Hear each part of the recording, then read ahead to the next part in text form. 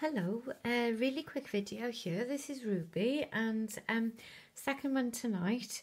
I was just uploading the last one and I seen some more lovely comments on that Deserted Island book we did, that challenge. And there's this is a video for one person in particular. This is for Budget B. Now I'll put some Budget B's channel links in the description box below, and I've subscribed back as well, and so I encourage everyone to have a little look and subscribe too. She wanted to know how to do these beads, how I did my paper beads. Well, normally I'd use a bead roller, but on a deserted island didn't have that kind of luxury, so I also had tea stained paper. Now, we didn't have craft mats, so the paper I used was a piece of tea stained paper so I didn't get ink everywhere and whatnot. And that's how I made my green beads, was strips of that. We were allowed scissors, so I've cut with some scissors. Really crappily, I'm sorry. Best thing to do is use a paper trimmer, but obviously we were on the island. I'm trying to be as authentic as I could, but obviously my tea stain paper is elsewhere right now.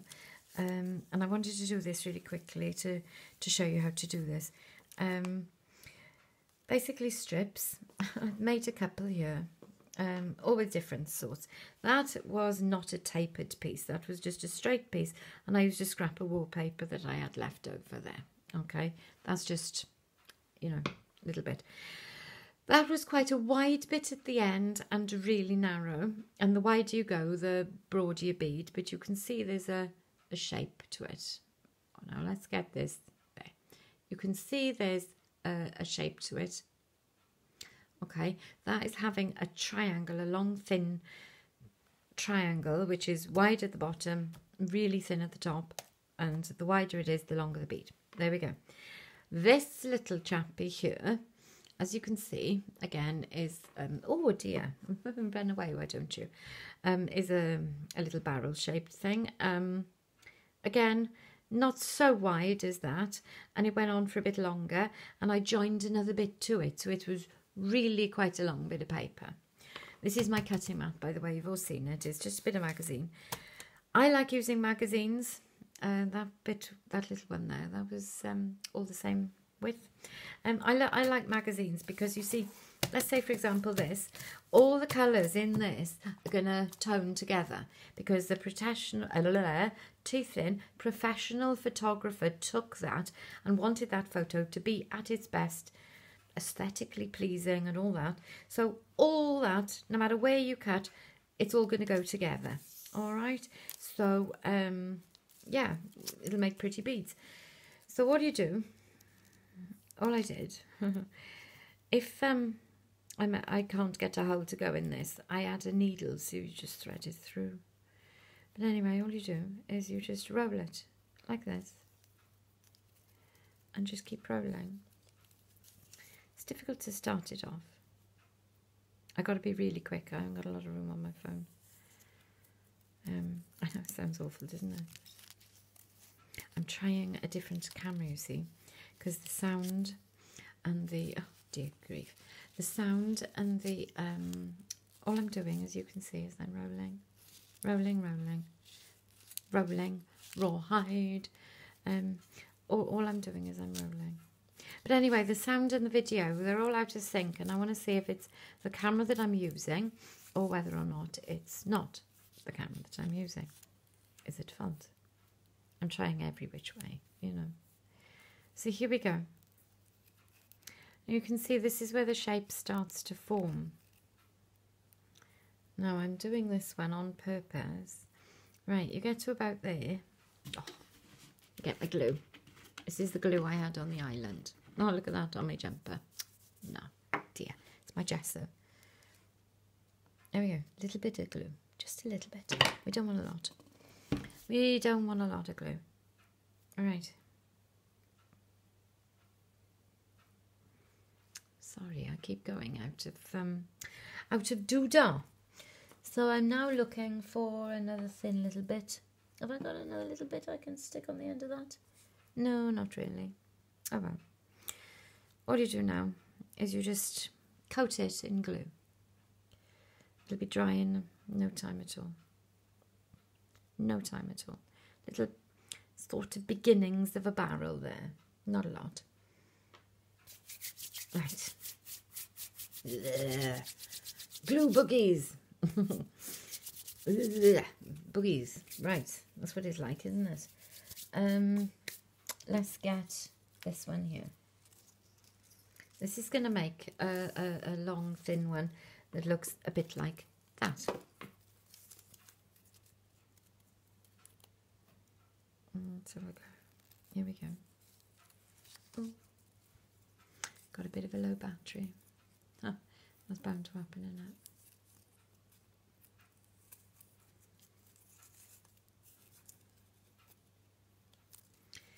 So let's start it off.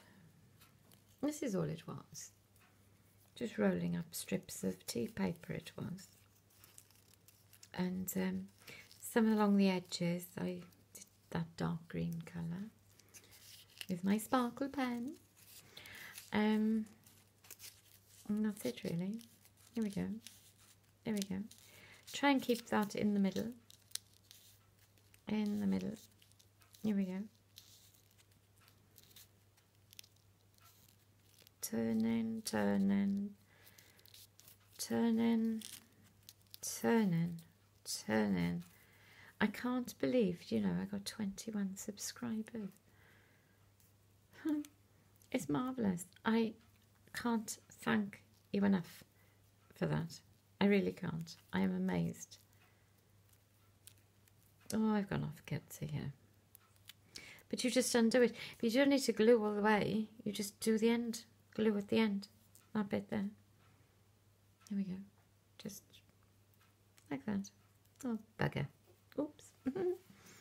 Sorry about that. Oh, there we go.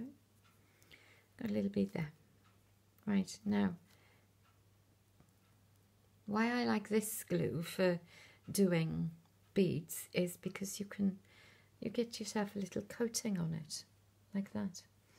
It'll be dry really, really quickly. It'll be dry. I think you got the hang of it anyway. So Budget B, this is for you. And thank you. Thank you, my lovely. You know, I can't ask any more. I can't ask any more. You know, I said anything you want me to show you. And you spoke. And I show.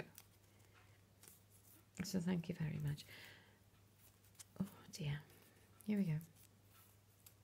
Hopefully, look, if the battery runs out now, because I got that to contend with as well. If the battery runs out, I'm sorry for not saying goodbye. I really am. But I'd love to upload this tonight. You know, so if it's, oh, doesn't that look sinister?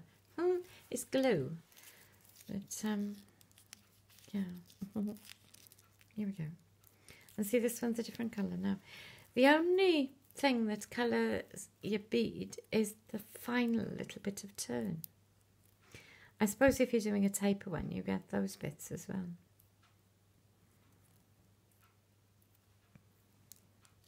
And depending on which way. Use map books. Map books are brilliant. They all tone. They are absolutely marvellous. Use no map book. Any old book really. But map books are brilliant. And you get loads of lovely colour. And you know, when you've got the seaside, you've got that beautiful blue. And then you've got motorways. And also, see, that's a pretty little one, isn't it? Oopsies. There we go.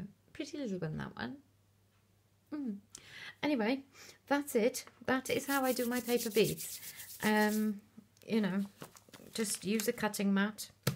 Magazine, why not?